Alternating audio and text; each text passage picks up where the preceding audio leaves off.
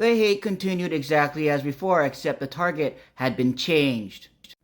It's the return of I can't say it because TikTok is going to censor me over the phrase to describe the racism that we have faced. First of all, Brian, great to be here tonight. Good to see you. Look, you separate the people from the government.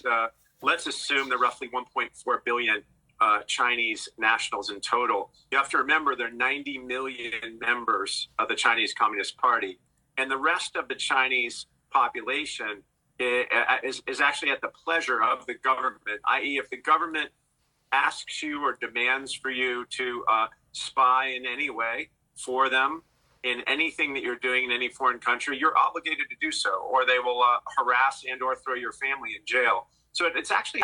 That was CNBC interviewing a racist financial analyst spreading racist propaganda that sounds eerily familiar to what was said in World War II about the Japanese.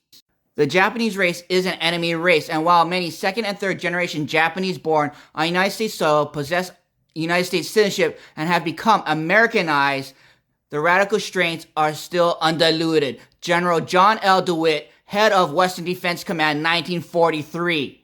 Because only non-white people will still be under the foreign control of a foreign government. It does not apply to white people like Russians now or Germans or Italians back then.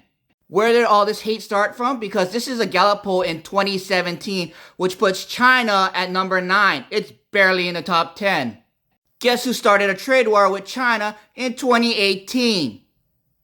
All of a sudden, we start seeing a ton of propaganda articles being pushed, very similar to what happened to Japan in the 1980s and 1990s, known as Japan bashing. Like this one right here. Here are more titles. Here's a similar one from the 1980s. Inside that issue, they included articles on ways to fight back by getting tougher on trade.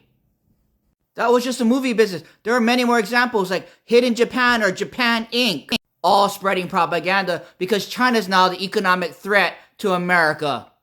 Why is this important? Propaganda offers man an object of hatred, for all propaganda is aimed at an enemy, and the hatred it offers is not shameful, evil hatred that he must hide, but legitimate hatred which he can justly feel. Moreover, propaganda points out an enemy that must be slain, transforming crime into a praiseworthy act. With all this propaganda, that's how they justify their racism and violence towards us.